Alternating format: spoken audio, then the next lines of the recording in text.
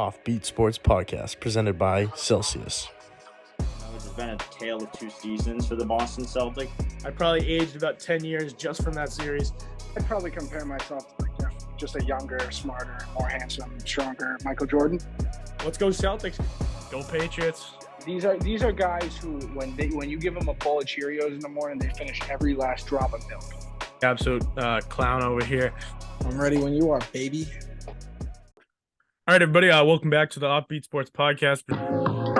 Today, we're continuing our interview series called OffBeat University, where we interview Division I college athletes, both male and female, from many different sports to get the full perspective into the lives of our student athletes. Today, we're joined by Devin Haskins, cornerback for the undefeated Holy Cross football team. Thanks for joining us, Devin. We appreciate it.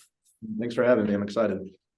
Yeah, so prior to going to Holy Cross, you played football at Prosper High School in Texas. Is there a favorite game you played there, and how did playing at Prosper help you prepare for the D1 level? I would say, playing in Texas, football is kind of everything. Mm-hmm. I think playing in that kind of atmosphere in front of that, just a bunch of people all the time, you're playing against really good talent, every week. So I think, growing up playing, doing that kind of made the transition maybe not easier, but I was just kind of more used to that kind of caliber for the people I was having to guard. And I would say for sure my favorite game in high school, it was our first year getting bumped up to 6A. So, we were the new guys on the block, and we played Allen on their senior night in their homecoming. And Allen at the time had the number 2 receiver in the country. And, I got to play against him, and I had a really good game, and it kind of, brought a lot of opportunities my way after that game. So, I would have to say, that was probably my favorite game. Because the talent level in Texas is so high, even at the high school level. You probably covered definitely some FBS receivers down there. I guard the kid from Allen was, number 2 kid in the country, Theo Weiss. He played at, offers from Ohio State, Alabama, he's at OU right now. But it was just not necessarily kids like that every week, but a lot of D1 AA kids, a lot of a couple Power 5 kids, but just kids in that area. What's the biggest difference between Texas and Massachusetts? Coming to Massachusetts, what would you say are some the glaring differences? It's always interesting to get culture in general of newcomers, because we've had people talk about different slang, just different things in general. I would say Texas is a lot different than Massachusetts. Obviously the weather and stuff like that is better, but just the types of food, the types of people you'll meet. There's great people up here, but I would say that the Southern hospitality it's a real thing versus assholes. Yeah. So I would say that's probably the biggest difference. And then just being away from home and away from family, that was kind of an adjustment period for me. But Mass is great. I like Mass. It took some time to get used to it, but after 4 years, I think it's grown on me a little bit. So at high school, you probably had a bunch of recruiting offers from various schools as one of the nation's top corners, as well as track. You were a notable sprinter in high school as well. So what made you choose football over track to do collegiately, and why did you choose Holy Cross over some of the other options? I was not a track star in high school. I ran the 400, I was not getting any offers for track. But football, I was lucky enough to have, a couple of opportunities to play at the D1 level. And what made me pick Holy Cross, I would probably say, was, a new coaching staff just came in, and they really just, sold the idea that they were going to be the next ones up. They were going to build something that was amazing here at Holy Cross. It played out really well. So, it's come to fruition this year, right? Yeah, exactly. So, just the coaches, the players that were here that, helped me make my decisions. So I would probably say that those two were the reasons why I picked Holy Cross. Were you looking, were you always looking to go to school up north? And Texas and Massachusetts, you said, is a pretty big difference. Did you originally want to come up here, or were you looking to stay more around your home? My first couple of offers were from the Ivy League. And so I was kind of obsessed with like the idea of like going to like such a prestigious university and like being able to go and be like, yeah, I go to Yale, like I go to Princeton. So like going to a prestigious school that like was going to set me up for after like life after football was always like a, you know, big priority of mine. So I mean, that's kind of why I picked to go to a school up here, because, you know, the schools down south, like Texas schools, I mean, yeah, they're fun, they're nice, but I kind of just wanted to like set myself up for life after football. So that's why I chose a school up here. So this past season, as Cross said in the intro, you played cornerback for the team, but you also play a pretty important role on special teams. You blocked a punt in 4 consecutive games, which set the Patriot League record for block punts in a season. So what goes through your mind on each time you're lining up on special teams as you go to block these punts, and how are you able to block so many? Like, do you have a strategy you usually go for? I mean, I wouldn't say I have a strategy. I mean, I think our special teams coordinator, Coach Kane, as well as, you know, the other 10 guys out there, they do such a great job. And, you know, he lays out such a clear game plan. We know exactly what we're going to get. So it really just comes down to like us just, you know, hitting our steps and not wasting any movements. But I mean, not a lot of like special teams in like college football, like not a lot of people like want to do that. And, you know, if I want to play, like my dream is to, you know, play in the NFL. So special teams is one of the best ways to kind of get noticed for that. So, I mean, I didn't always love it, but came in freshman year and the first thing they said was the easiest way and the fastest way to get onto the field is through special teams. So, you know, since then I've always kind of just had special teams like in the back of my mind, like I got to be good on this, I got to be good on this. So, I mean, that's kind of what drove me. But I mean, I can't really explain the blocking punts thing. On it, like sometimes it surprised me too. Like I shouldn't have got a couple of those, but I mean, I don't just worked out. I mean, just, you know, Coach Kanan, we worked on it a lot throughout like fall camp, throughout the summer. You know, we work on it so much throughout the season. So, I mean, if I mess up, it's kind of just on me at this point because, you know, it's something that we just put such a big emphasis on. So. Well, if you look at the Patriots right now, I mean, they drafted Marcus Jones, cornerback, in one of the biggest pros, I would guess, of drafting him was he could play corner, but he could also play special teams just as well. He's a return man, but he does the both, and like gives you another aspect to your game that coaches will look for. And now he's winning us games. So I mean, can't really put a knock on that, right? Not at all. Not at all. I mean, again, like not a lot of people want to go out there and do it. It's not easy. It's, you know, special teams, it's some, you know, kickoff return are some of the most physical plays that you'll see. You know, there's just grown men running at you full speed, just looking to straight make contact with you. And so, I mean, it's not easy, but I mean, it's something that I enjoy doing because, you know, I don't know, just another splash play that you can make on the field. And as you said, it really does get your name out there. Because I know when you made that 4th punt, I think it was against Lafayette? Yeah. That got national attention. Yeah. I mean, that's one shy of the FCS record, I believe, as well. Yeah. So you were getting a lot of attention for that, and that's a great name to get your name out there. Even for NFL teams might want to sign you or possibly even draft you. Exactly. Later on, you never know. It has, you know, definitely has its benefits. So, I mean, I'm going to keep doing it as long as I can. So as you said, corner and special teams are pretty main roles that you play for the team. How would you say that you balance your time and focus between locking down other teams' top receivers, some of the top receivers in the country, as well as trying to block punts and prevent the other team from getting a good return on special teams? I mean, honestly, whenever I'm out there, man, I'm just trying to have fun, to be honest. Like, I'm not really thinking about who I'm going against. Because, you know, at this level, a lot of the people you're going to go against, especially like in skill positions, you know, they're all good. Like, so, I mean, I'm just out there trying to, you know, play my best ball. I'm trying to have as much fun as possible because, again, you never know what play could be your last play, what game could be your last game. So, I mean, that's really where my focus is. But, I mean, there's not really a balance to it, I would say. I mean, I would just say it's just another role that I have to take. So whenever I'm blocking punts, I'm not playing corner. Whenever I'm playing corner, I'm not blocking punts. So, you know, it's just 2 separate things that, you know, I have the opportunity to do. You'd say it's relatively easy to balance the two, Yeah. you'd say? Yeah. I mean, it's not easy to block punts, but it's not like, it's just another play that I get to go out there and I have a role and all I have to do is go do it. So that's what I would say. So I gotta ask, because we had Jalen on the show. So Jalen Coker is a wide receiver on your team. So I gotta imagine there's some pretty intense matchups in practice.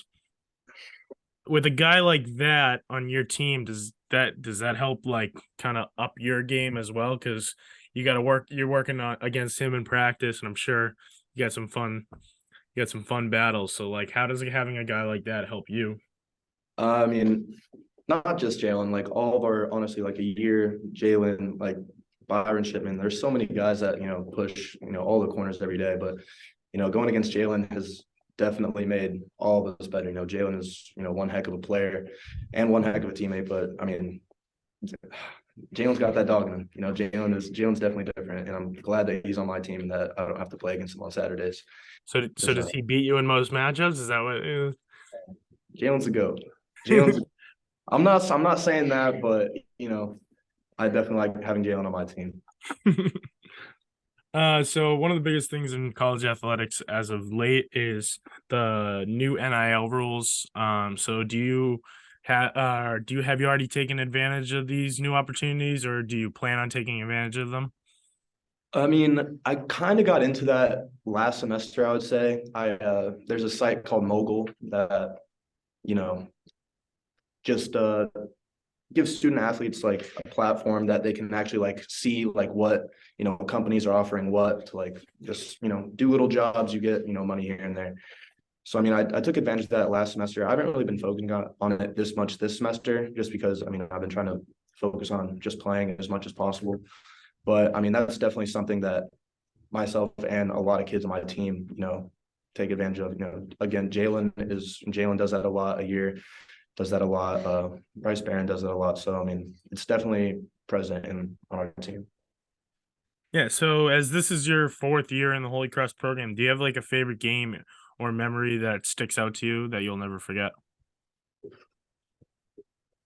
I would say I have a couple. I would say my freshman year playing Syracuse, even though, we didn't win. We weren't the same team that we are now. We didn't win, but just being a freshman and, having the opportunity to, play a lot of defense that game as a freshman, go down, make a couple plays on special teams. That was really exciting. And this year,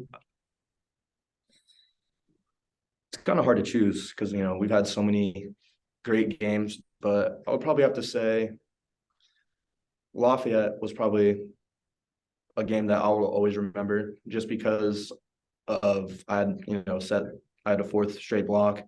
I caught it and I scored, and then I also had a pick that kind of sealed the game. So I mean, to me, that'll be a game that I'll remember for a long time. So recently you were selected to the All Patriot League first team as both a corner and a special teams player. And actually just today you were selected to the All New England team, which is the best players in New England, FBS or FCS Division I. So obviously getting to where you are today, you don't get there by yourself, but you have help along the way. So how would you say your family has helped you support you through the years and help get you to where you are today as an elite athlete? Yeah, I mean, my family is everything. I remember whenever I was younger, so I have 2 older brothers, and my oldest brother would just always be on me, always be on my back about, the way I was playing. Like if I was ever, acting like a little girl, let's say something else, but, he would kind of just come and like set me straight, and they would, piss me off, and I would just play so much harder. So he kind of, he used scare tactics to kind of, get me to produce when I was younger. And that kind of made me like really love sports. But then, growing up, my mom, I mean, all my family, but, my mom and dad just believing me and supporting me more than anything, just really made me feel comfortable playing the game. They never really forced me to play, sports. It was kind of like, you can do this if you want. We think you're really good at it, and you could have a future doing it, we think, but it's whatever you want to do. So, I mean, just knowing that they weren't making me do anything and it was all my choice and they would support me no matter what, kind of, I have to give a lot of credit to them for where I'm at right now and, how much I love football. Yeah. So now we'll get into our final questions. We got some fun ones for you, just some light ones. Who would you say is your NFL GOAT? My NFL GOAT? Mm-hmm. Just overall or any position? Any position overall. Remember, you're in New England. Yeah, I know. Oh, I don't know. It's not Tom Brady. I'm telling you that right now. Oh, It's not. all right, all right. Not Tom Brady. Hey, great winner, but he's definitely not the GOAT. All right. I don't know. For me, I would say just, it's actually really funny because this person's not the GOAT, but they're my GOAT. I would have to say Tony Romo. Oh, give me a It's so break. All right, interview over. Done. I knew that was gonna get some backlash, but I mean Tony Romo. Tony Roma. Oh my Tony Romo. God. Tony Romo really knew how to grasp your emotions. He would put you on an emotional roller coaster, but What? I don't know. Losing every game? He did not lose every game. Just not he couldn't win in the playoffs, which really made me mad. But I mean, just the way that I grew up watching him play, and I just he played with Terrell Owens was there, Marion Barber, just the back in the day, dude. He was just I don't know why I liked watching him. He was just a great quarterback. I think he gets way too much hate just because of the not winning the playoffs thing. But I don't know. He's just always someone that I love watching. I never really get NFL jerseys, but I would always have a Tony Romo jersey on me. I love Tony Romo. Gotta say, I lost a lot of respect from that answer. What I was gained a lot throughout this. Brady guy. Brady left y'all. Well, there's like 4 answers which would be probably acceptable, and Tony Romo is probably not even in the top. I can bring out a logical. How about Randy Moss? I'll throw Randy Moss out there. All right, not bad. He played for the Patriots. Or Terrell Owens, because honestly, I'm a big T.O. guy, and I mean, if y'all wanted to go over like the top 5, like top 3 receivers, I think y'all would probably be disappointed with that too, because T.O.'s really that guy. But all right. So that's definitely the most interesting answer we've gotten. I'll give you that. We've gotten a large, broad spectrum of guys, but no Tony Romo's quite yet. No Tony Romos have even been mentioned. Never mind picked. Everyone else was probably saying like Aaron Rodgers, Tom Brady, Joe Montana, Jerry Rice, but I don't know. Who did Jalen say, Cross? Who did Jalen say? Honestly, I don't even remember. It was I forget. It wasn't Tony Romo, so I'm not even Definitely really Tony Romo. Definitely. I can guarantee it was not Tony Romo. You know what? That's gonna get clipped, and we're gonna post that, and it's probably gonna go viral. Take the shit on. So you guys got a pretty big game this weekend. Second round of the FCS playoffs. New Hampshire's coming here. So and you played in a bunch of big games throughout your career at Holy Cross. So what would you say is your go-to pregame hype song to get you up and ready for the game? See, this is going to be a weird answer too. So being from Texas, I listen to country music a lot. So usually I don't want to get too excited. I don't want to get too amped up. I don't know. I feel like that would just kind of bring me out of it. I would get excited too early, phase out throughout the game. So, I mean, I kind of like listening to songs that calm me down or just kind of put me in a happy mood. So I listen to country music a lot. Actually, let me pull up my phone because there's a couple of songs on here. Country. Not a big country music guy over here. You're missing out. Big Morgan Wallen guy. I've gotten a little more into country music. I'm starting to build more of a playlist. You need to. I'm telling you, country music will change your life. Yeah, my whole family likes country music. They all go to country music concerts, and I'm just like, all right, I'll always stay home. It's so good. Go 2-step a little bit, meet some people. It's always so much fun. But I mean, Morgan Wallen, I listen to more than my hometown or Talking Tennessee a lot.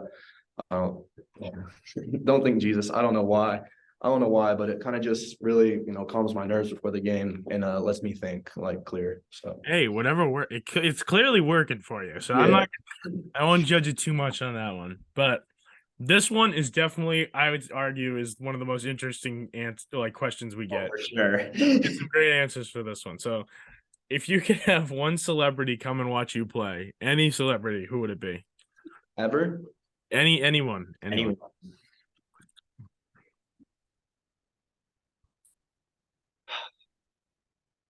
This is a good one. Probably Carrie Underwood. That's a new answer. That's a good one. Probably Carrie Underwood. I mean, just look at her, man. Football vibes. Exactly. She could be up in the stands singing.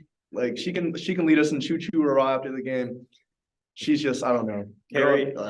Carrie Underwood is watching this. Does she get a free ticket to fit in She this gets weekend? a free ticket to fit in this weekend. Front row? Exactly. We've gotten some good ones with that. We've got Antonio Margot Brown. Robbie, Livy Dunn. We got Antonio Brown. Yeah. Yeah, we got some good ones with that. That's Probably start a riot.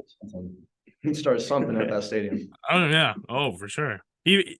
Nothing could be going on. The riot would start before the game. He just Well, for all of you Tom Brady fans would be at his neck for what he's doing right now with Tom. Yeah, he's posting stuff about our boy. We can't have that. It's inappropriate stuff. It's crazy. No. That man is different. So growing up, you probably watched a bunch of other sports in addition to football. You said you're a basketball fan, Yeah. definitely Warriors guy. Who would you say is your Warriors guy? Hold on. This guy's he's not going to post the video. How are your Warriors Warriors doing? fans on this podcast before? How are your Warriors doing? Because our Celtics just won by 35 and hit 24 threes. So And then whenever you're playing over 100 games, the last 8 years, I'm sure you're going to be a little tired. It's early in the season. They're old. They need their rest. But whenever it comes playoff time, I'm sure they'll be ready to go. hopefully they get into the playoffs. Oh, stop that right now. You can't even say that with a straight face. That's absurd. You think the Warriors are going to go to another playoffs? I don't know. The Warriors are my second favorite team, so I can't get too mad. So you're a Celtics fan? Are you a Celtics fan? Yeah, diehard. I'm wearing the hat. It's a little shaky. That's a little shaky. I got Steph's rookie jersey and it's like tiny, and I literally want to frame it just so people know I started the bandwagon. So how'd you feel about the finals last year? I was really torn. It was well, no, I'll take that back. I wasn't really torn. I'm a diehard Celtics fan, so it was kind of just like good for me because I got to watch two of my favorite teams play, but I was Celtics all the way. It hurt when they lost. Really hurt bad. I mean, Steph's won enough.